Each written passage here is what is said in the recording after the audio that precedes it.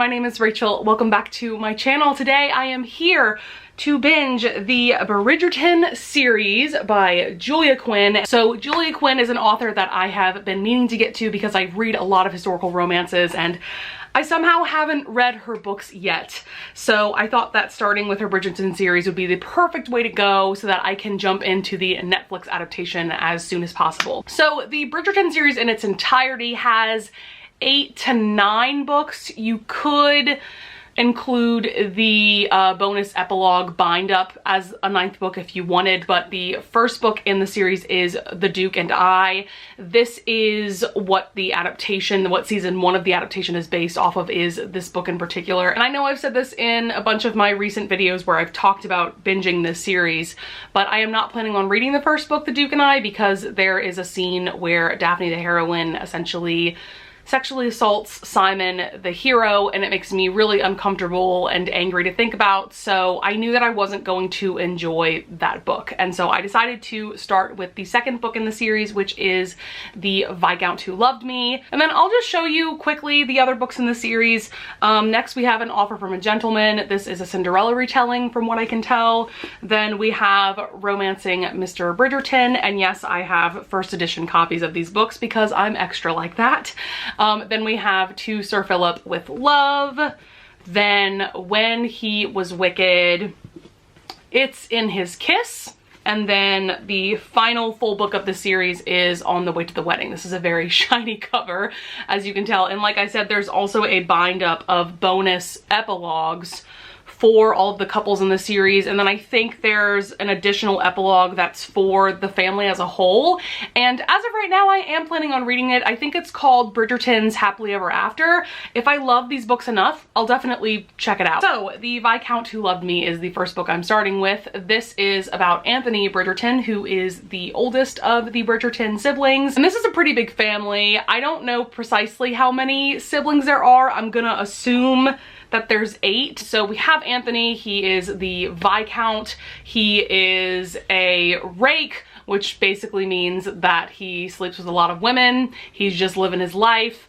But at the beginning of this book, we see that he truly believes that he will not live beyond the age of 38 because that is the age that his father passed away from a bee sting, I think. That's what it sounds like happened to his father. So he seems to think that he's also going to pass away when he's 38 and maybe from the same fate. And I know that sounds a little bit ridiculous, but I feel like back in this time, this is the Regency era, it's 1814, like it doesn't seem that outlandish to me for someone like Anthony, who is the head of his family, the head of his household, to think that he could succumb to the same fate. Then our heroine is Kate Sheffield. So basically Anthony has decided that he now wants to get married. I think at this point he's like almost 30. She's like 21, I think. But Anthony sets his eyes on Edwina, who is Kate's younger sister. And Edwina is only 17, and because Kate knows Anthony's reputation as a rake, she does not want him anywhere near her sister. And so this very quickly turns into a hate to love kind of story between Kate and Anthony. Going into this series, I was hesitant. You know, I brought up the thing with The Duke and I, and so because of what I've heard about that book, I felt very hesitant about going into the rest of this series as well. But the gag is that I'm absolutely loving this book, and watch me absolutely become obsessed with this series, even though I was so hesitant going into it. I love this like light and charming vibe that Julia Quinn has in her writing. I also love the entertaining hijinks that are going on. I can already see inklings of these really beautiful romantic moments, but at the same time there's these scenes where like absolutely ridiculous and funny things are happening as well. So I'm really loving the balance between those two things from Julia Quinn's writing. I also adore Lady Whistledown. This is essentially the Regency era version of Gossip Girl. We have this anonymous gossip columnist that knows everything about everyone in the society. And it's just really cool to see at the beginning of every chapter, there's a paragraph from her column where she is spilling all of the tea. And I'm so here for it. I was spoiled for who Lady Whistledown actually is, which makes me a bit sad, but at the same time, it's fun knowing that because I'm looking for clues of that person's role within this first book. And so I'm really excited to see how the role of Lady Whistledown changes throughout the series, especially once her identity is revealed and all of that. So I'm just having a really fun time. I am breezing through the audiobook, and I really like the narrator as well. I can't remember what her name is, but I've definitely heard her voice before for historical romance audiobooks, and I really like the way that she's narrating these books. Something else I wanted to mention is that even though I didn't read the first book, this book gives a really good introduction to the Bridgerton family as a whole. You get snippets of each of the siblings and kind of what their personalities are like, or what's kind of going on in their lives, as well as Lady Bridgerton, who is their mother. And that's usually the case with historical romance series, that you don't have to read them in order. You can read them as standalones, and that's definitely the case with this series as well. So if you are like me and you're very hesitant to read The Duke and I, just skip it like I did. There is nothing that I missed from not reading that book. And yeah, with that being said, I'm about to film a couple videos, which is why I am all dolled up at the moment. And then I'm going to jump back into this as soon as possible because I am just having such a fun time.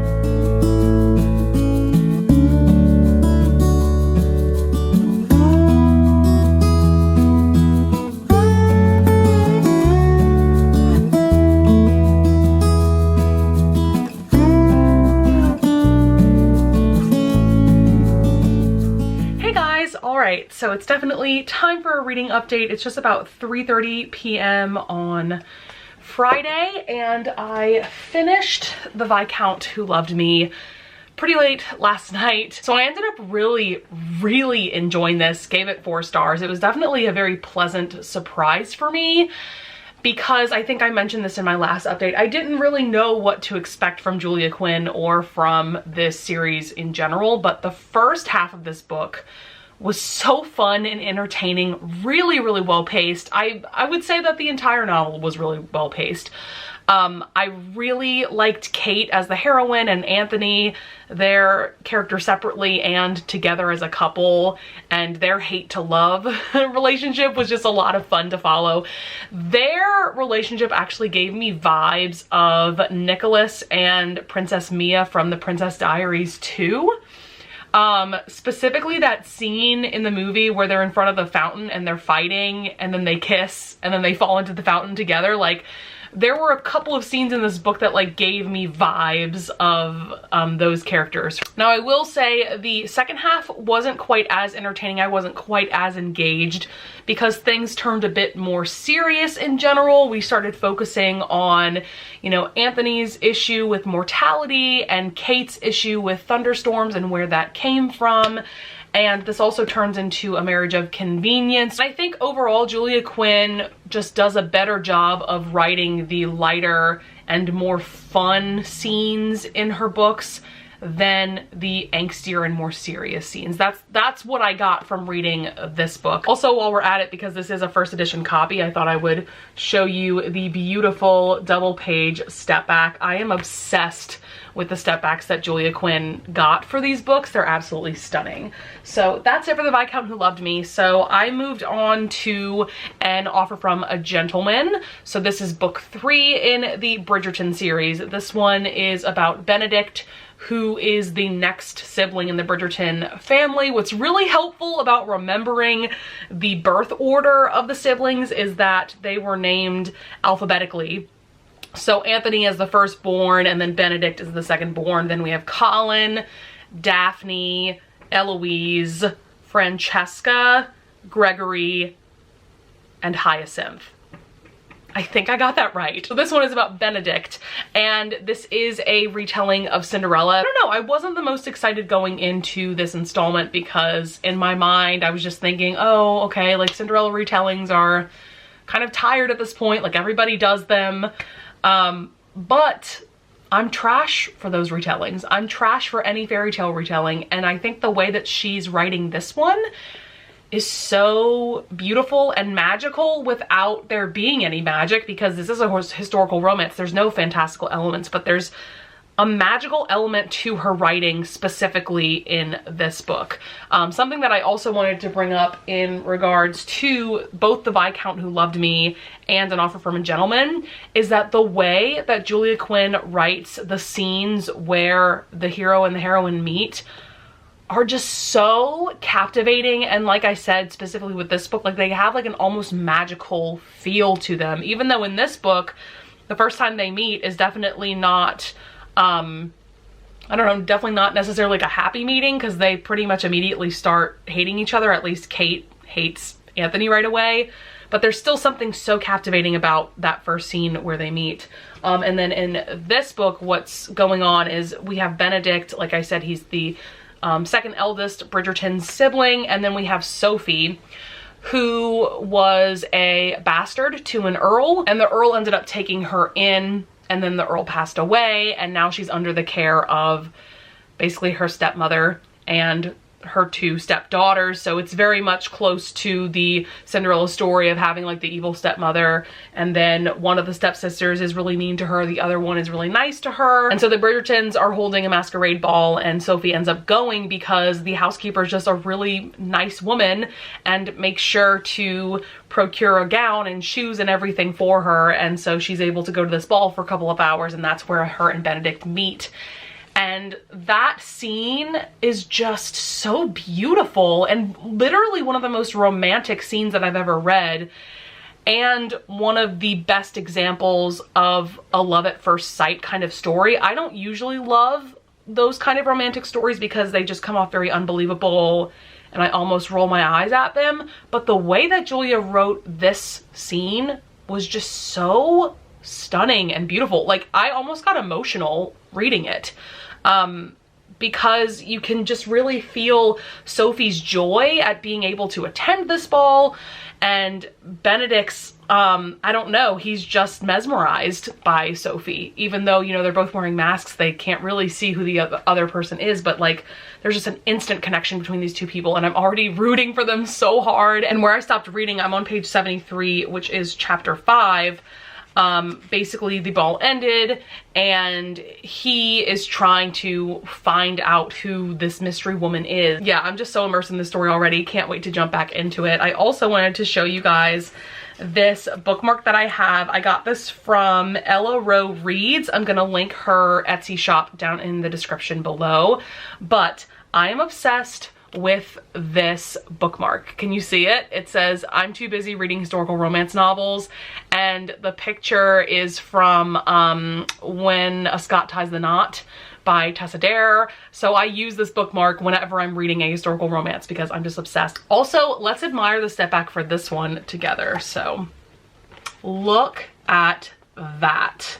Isn't that stunning? Before I forget, something else that I wanted to point out with this series so far is that in The Viscount Who Loved Me, we really didn't see Benedict at all. The only brother that was featured was Colin, really, and then we also saw Daphne, and we really didn't see any of the other younger siblings yet.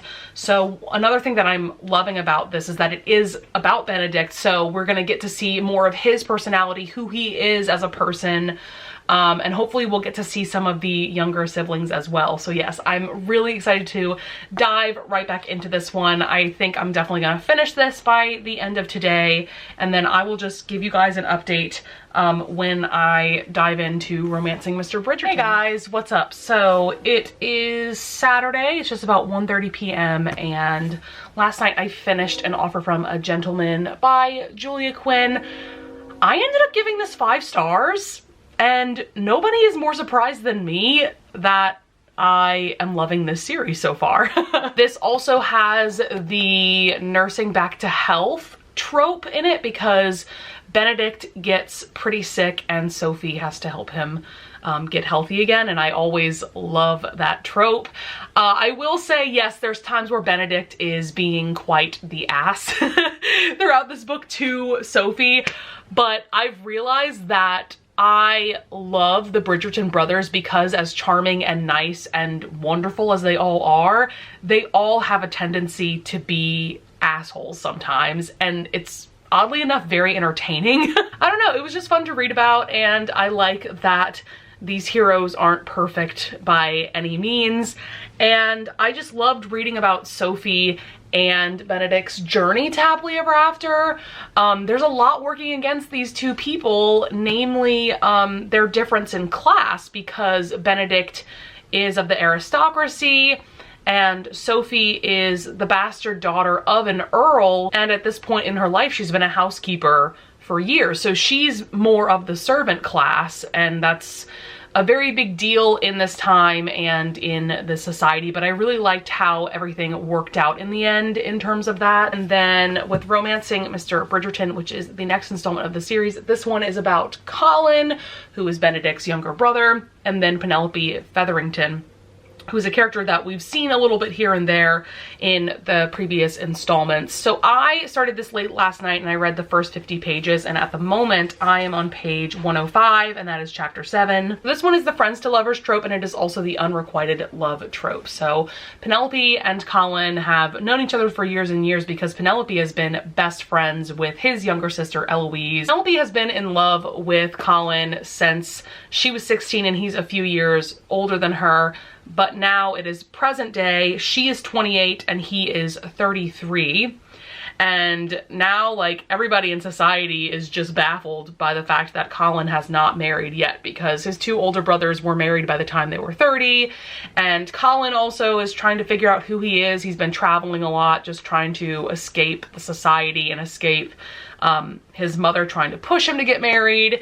And then, you know, like I said, Penelope's been in love with him for years, but up until now, he's really only viewed her as a friend. So the unrequited love trope, first of all, it is the trope that I relate to the most.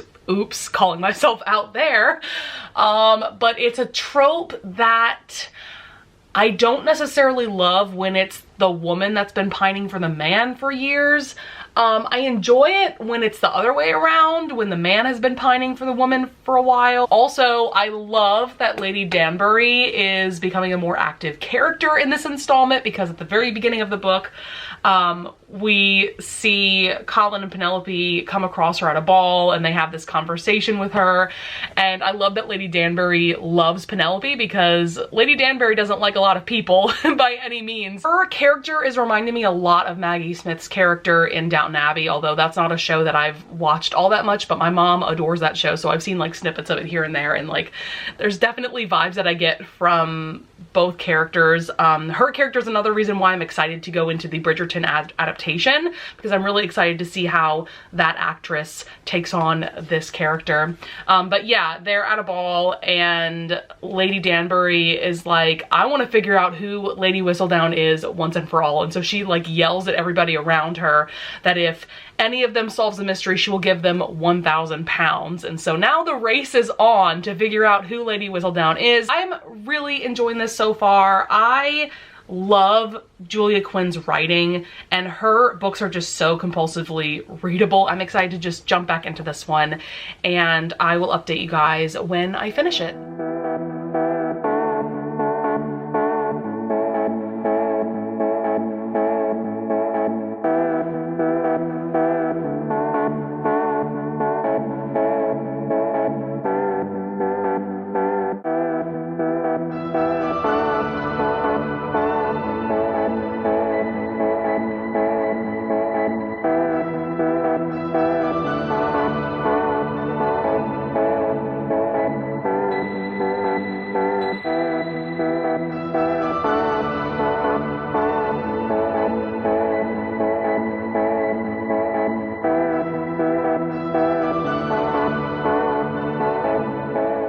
Morning everyone, and happy Easter. So it's time to do a reading update for the books that I've been reading in the Bridgerton series.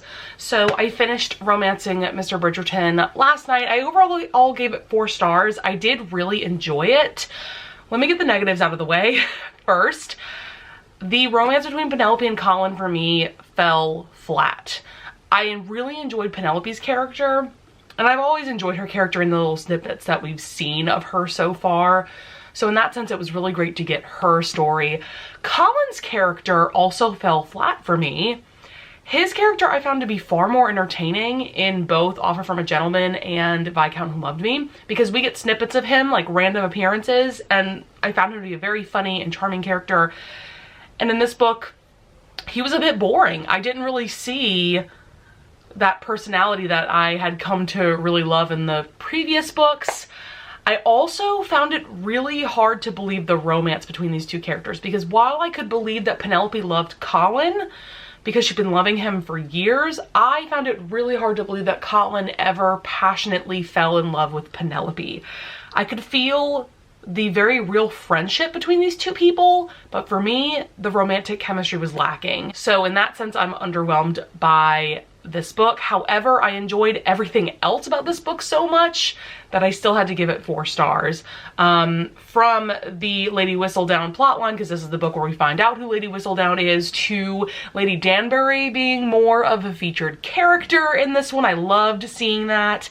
Also, we saw some more mentions of the Smythe-Smith sisters and how they put on these musicals when they're tone deaf, and that's very entertaining to read about. I thought this novel was paced really well, so in that sense I did really enjoy this story for sure.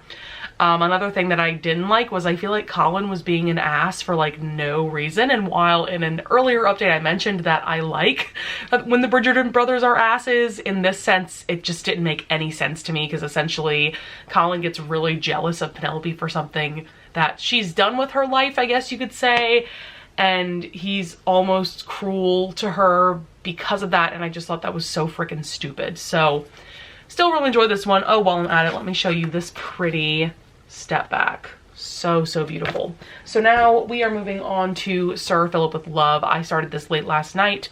I'm actually already about 30% of the way through. I'm on chapter 6, and that is page 119. So let me show you this step back. And what's really pretty is that this step back actually does pertain to the story, because there's like a greenhouse in the background, and that pertains to Sir Philip. So we have Eloise Bridgerton as our main character this time. She is the next youngest sibling from Daphne, who was the heroine in the very first book. She's a spinster at this point as well. She's 28 years old, and she's been writing letters back and forth to this man, Sir Philip, whose wife had recently passed away. And so Sir Philip has 2 children. They are twins, Amanda and Oliver. And so he has started writing letters back and forth to Eloise, because Eloise is actually a distant cousin of Marina. And so when she found out that Marina had passed away, she just wrote a letter to Sir Philip offering her condolences, and so he wrote back. And they've been forming this really cute friendship and maybe something more through these letters. We find out that Philip is a botanist, and he has this massive greenhouse, which is a reference to the step back and all of that. And so he invites her to come stay with her to see if they would suit as husband and wife. And so she shows up without letting him know that she was on her way, and so their first meeting is very awkward because of that. We're seeing that Philip isn't this like charming, debonair, suave aristocrat by any means. I mean, he is a sir, but he lives out in the country. He doesn't quite know how to deal with Eloise in person. And Eloise is a character that I've definitely appreciated throughout the series so far. She's very talkative. Her and Penelope's friendship, of course, is everything. And it's just really fun to see her interact not only with Sir Philip and kind of getting him out of his shell, but also dealing with his children, because his children are a lot. And they have been pulling pranks on Eloise since she has been staying there. And so this has been a fun time so far, and we're already seeing strong inklings of this romance between Philip and Eloise, and I'm already rooting for these 2 people for sure. This book definitely has a very different feel from the rest of the series, because most of this book, I assume, if not all of it, is going to take place in the country, whereas the other installments take place in London. I don't know how much reading I'm going to get done today. I do hope to finish this at some point today, because I'm already like 30% of the way through, like I said, but my mom and I are going over to my brother and sister-in-law's house to have Easter lunch. It's just going to be the 4 of us. Also, as you saw from my last clip, I started the Bridgerton adaptation that Netflix did. I watched the entire first episode. All the episodes are like an hour long, so so it's a commitment for sure. And since there's only 8 episodes in this season, I'm definitely going to be stretching out my enjoyment, I guess you could say. So I watched the first episode last night, and I think I'm gonna make myself wait a few days to dive into the next episode, even though I really want to go to the next episode, because I can already tell just how well done this adaptation is and just addictive it is to watch. I can totally see why this has been such a popular series on Netflix already, even though it only has 1 season.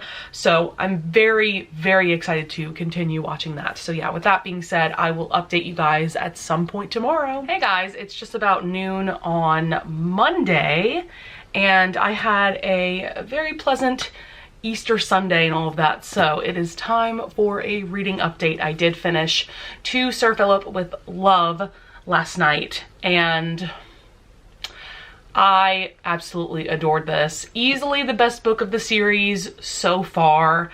I am a sucker for single parent romances, and this one is probably one of the best historicals, at least with that trope, that I've ever read.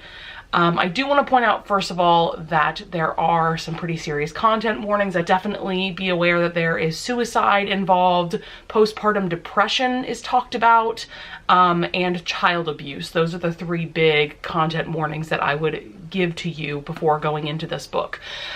This also has a darker and more serious tone to it than the earlier books of the series, although yes, the earlier books of the series have serious parts, but this one for sure just feels more serious and more mature as well. The children, Oliver and Amanda, I loved them immediately. When kids are done right in books, I am just absolutely obsessed, and seeing how Eloise was dealing with them, because they pull some pretty extreme pranks on Eloise and on other people in the household, and seeing how she disciplined them and dealt with that was really entertaining to see. I just adored the developing relationship between Eloise and Philip, and also seeing Philip become a better father to his children. We see that he's definitely feeling very tortured and guilty over the fact that he could be doing more as a father, but he ends up kind of keeping his children at arm's length. Yeah, his character arc and development was just fantastic. So yes, absolutely adored this.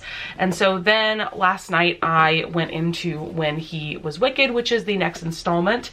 Let me quickly show you this beautiful step back. Absolutely stunning.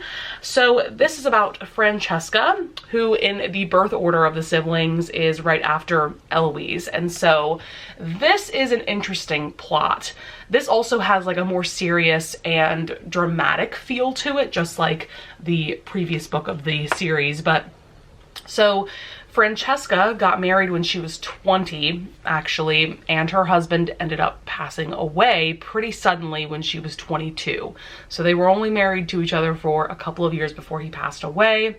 There is Michael, who is John's cousin, and Francesca was also very close with him, and we find out really early on in the novel that Michael has been in love with Francesca since the moment that he met her, which was around the time that John and Francesca got married. So there's a lot of angst going on now that John has passed away. Michael still has these very strong feelings for Francesca, but he feels that it would be wrong to ever act on them. And obviously Francesca is going through a lot grief-wise, and then at the beginning we also see that when he passed away, she realized that she was pregnant, but unfortunately she suffers a miscarriage shortly after finding out that she's pregnant. So that's also a content warning with this book. Definitely loss of a loved one and miscarriage. Definitely know that going into it. So I am currently on page 147. That is chapter 10, and I'm really loving this so far. We're also seeing that Francesca might be starting to have romantic feelings for him. So yeah, there's just a lot going on between the two of them, but I'm really looking forward to just jumping right back into this one and continue trucking along with this series. I'm having such a fun time reading all of these books. All right, so it is really early for me to be doing an update. Today is Tuesday. It's just about 10:15 a.m. and I actually finished 2 Bridgerton books yesterday. which is crazy. So let's wrap up when he was wicked.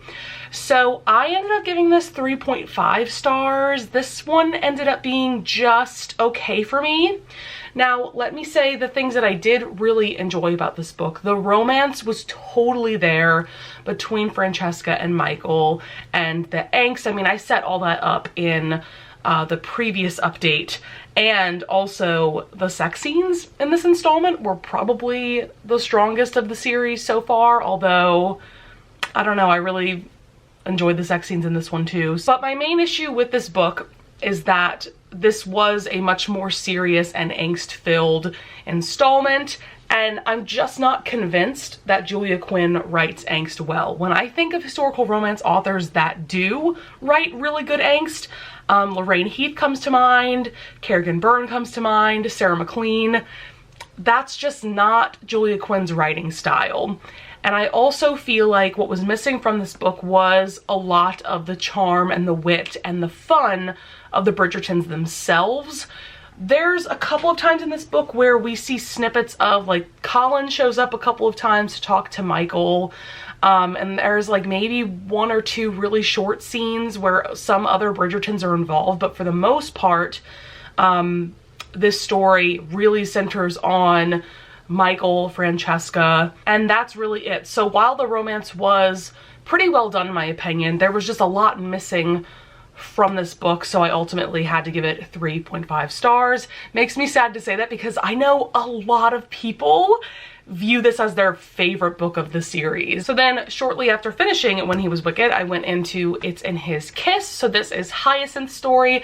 Hyacinth is the youngest of the 8 Bridgerton siblings, and then we have Gareth, and what's fun about Gareth is that he is actually the grandson to Lady Danbury, so we got to see a lot of her in this book. I would say after Hyacinth and Gareth, Lady Danbury was pretty much a main character in this book. She is featured a lot, and I was so here for that. This book is just so much fun. So the basic setup is that we have Gareth. He has a very toxic relationship with his father. Gareth gets a hold of his other grandmother's diaries that are written in Italian because his other grandmother was Italian, and Hyacinth can read Italian, and so he gives the diary to her to roughly translate because she's not perfectly fluent in Italian, but it's like passable. And so through reading this diary, Hyacinth discovers that his grandmother has hidden some very expensive jewels somewhere in the house that his father now lives in, and so it's turning into a quest for these jewels because Gareth's father is running the barony into the ground. You know, he's going to inherit a lot of debt when his father passes away, so it would be amazing if they found these jewels. So I adored this book. I gave it 5 stars. One of the things that I loved is that this had everything that I love about the Bridgerton series.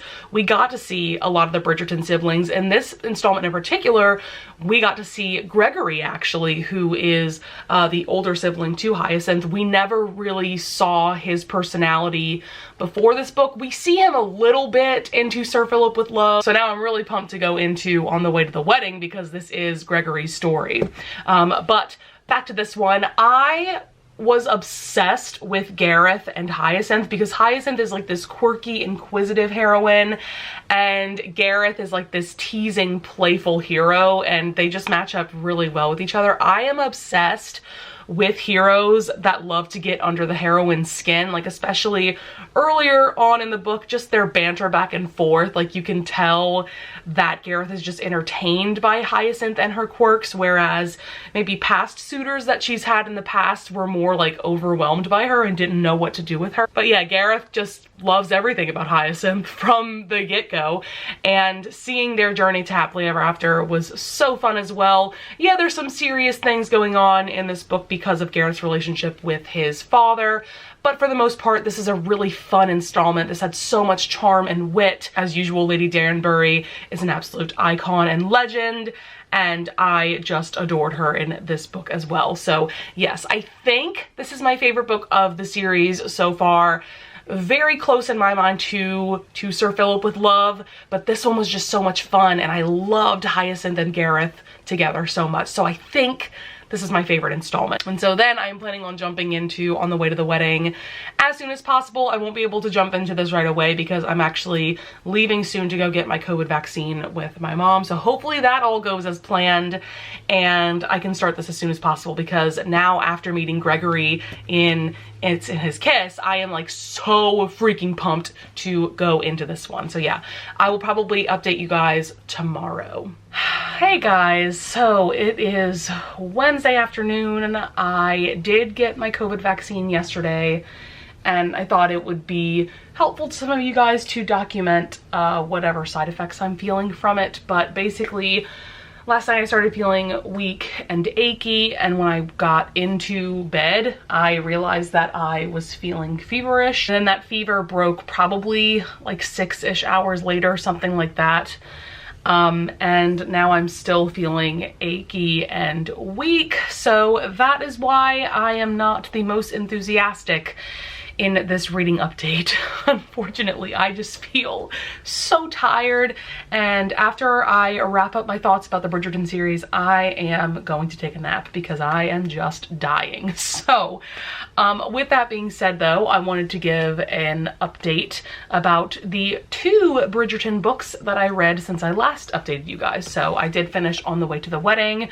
This is book 8. This is Gregory and Lucy's story. I unfortunately ended up giving this 3 stars, and it is also my least favorite of the series. And I hate saying that because I think you guys could tell yesterday that I was so pumped going into this one because I really enjoy Gregory's character. I love that he truly believes in love, and he talks about at the beginning of this book how, you know, he's seen all of his other siblings find love matches and get married and have children, and he wants that too, right? Basically, just to give a brief enough synopsis, Gregory is at a house party that his older brother Anthony and Kate are hosting, and he meets this woman Hermione, and it's like love at first sight for him. He like immediately is infatuated by her, but Hermione is already in love with somebody else. And then Hermione's best friend Lucy is actually trying to help Gregory out in wooing Hermione, because the man that Hermione is in love with isn't appropriate for her, basically, because he's of a different class. And so she's trying to help him out. They fall in love along the way. I do love that on the back cover it says a funny thing happened ... and then the title On the Way to the Wedding. I love that reference to the musical A Funny Thing Happened on the Way to the Forum, if you are familiar with that. And it's called On the Way to the Wedding because Lucy is betrothed to another man that her uncle is essentially forcing her to marry this man. And so at the very beginning, the prologue, we see that Gregory like bursts into the church of Lucy's wedding, and he's begging her not to marry this man and instead marry him. I loved that prologue. It set up the story really well. But unfortunately, with this story, I felt like the pacing was very slow a lot of the time. Once again, I feel like Julia Quinn ran into some issues because this story turns quite angsty and dramatic, especially at the very end. There's some like gun violence involved. I just don't think that Julia Quinn excels at writing angst or drama or anything like that, and so that's one of the reasons as well why I didn't love this. Also, I like Lucy and Gregory. I don't absolutely love them. So yeah, just feeling kind of meh. I did want to show you guys though this step back. I think it's my favorite of the series. I am obsessed. Also, I don't think I showed you guys the step back for It's in His Kiss, so there's that one. I am obsessed with these step backs, but it's unfortunate because I love this cover. I love this step back. I wanted so much more for Gregory's story, and unfortunately this just didn't deliver. So then late last night I went into, what is it, the Bridgerton's Happily Ever Afters, which is a bind up of second epilogues for all 8 couples, plus there is a bonus story about Violet and Edmund, who are the parents of the Bridgerton siblings. And so I ended up giving this 3 stars as well. I found this one to be very hit or miss. While I loved the second epilogue for Kate and Anthony because it was essentially a Pall Mall rematch, and I enjoyed most of the other second epilogues, but I found myself getting very bored towards the end with Hyacinth's, Gregory's, and actually Violet's short story. So because of that, I had to give this 3 stars. I really wanted to love this more than I actually did. But but it is what it is. So I thought that I would rank all of the books in this series and then just kind of give you my general thoughts about the series. So I'm gonna start from my least favorite to my most favorite. Unfortunately, my least favorite is On the Way to the Wedding. As you can probably tell, right above that, I would put the Happily Ever Afters bind up. Then, let's see, I think after that, I'm gonna put When He Was Wicked, since I gave this one 3.5 stars. Then we are getting into the ones that I gave 4 stars. After that, I would put Romancing Mr. Bridgerton because I was quite disappointed with the Penelope Colin romance, even though everything else about this book was really fun and enjoyable. After that, I would put the Viscount Who Loved Me. I've come to realize that I adore Kate and Anthony so much, and I wish that the second half of this book was as amazing as the first half, because if that was the case, this might be my favorite book of the series, but unfortunately it didn't quite play out that way. So yes, definitely love them as a couple. So then we are getting into my 5-star books of the series. So next up, I would put An Offer from a Gentleman. Then it is very close in my mind which one I enjoyed more between To Sir Philip with Love and It's in His Kiss. Ultimately, I decided to go with To Sir Philip with Love and then It's in His Kiss. So It's in His Kiss, I'm pretty sure, is my absolute favorite book of the series, and I think you guys could tell that from previous updates in this vlog. So here's the stack of books, all ranked from my least favorite to my most favorite. I thought that would be helpful to see a visual representation of that. So in terms of my thoughts about the series overall, I of course really enjoyed my reading experience for the most part, and I do love the Bridgertons. It's definitely making me want to binge more historical romance series about families in general, just because I love the dynamic between all the siblings and just the family as a whole, and seeing all of them get their happily ever afters. It's just, yeah, it's just a lot of fun. I mean, do I think that this is the end all be all of historical romance series? No, definitely not. There's also authors whose works I enjoy more than Julia Quinn, although I am planning on reading more from her. Like I said, I definitely want to read her Smythe Smith Quartet. I'm not sure about reading any more of her backlist titles, but like I've said earlier in this vlog, there are aspects of her writing that I really enjoy. I love the charm and the wit and the banter and all of that. Do I recommend checking out this series for yourself? Absolutely. Especially if you loved the Netflix adaptation. I think it's definitely worth the read for sure. And I do think that the bind up of the second epilogues is worth reading as well. Even though I didn't love it as much as I wanted to, I definitely still think it's worth the read, especially if you love this family as much as I do. And also with this series, you know, I did expect to feel burnt out by the time that I got later into the series, and that wasn't the case. I genuinely enjoyed going into each new book of the series. I never felt like these characters or their stories were getting tired in any sort of way. So yeah, with all that being said, that is going to be it for my binging Bridgerton video. Like I said, I did overall have a really fun time reading this series, and I hope that you guys enjoyed watching this vlog as well. I would love it if you would leave a comment down below telling me about your experience with reading Julia Quinn or this series, maybe telling me your favorites within the series. And yeah, with that being said, I would love it if you would leave a like and subscribe, and I thank you in advance if you do, and I will see you guys in the next video. Bye!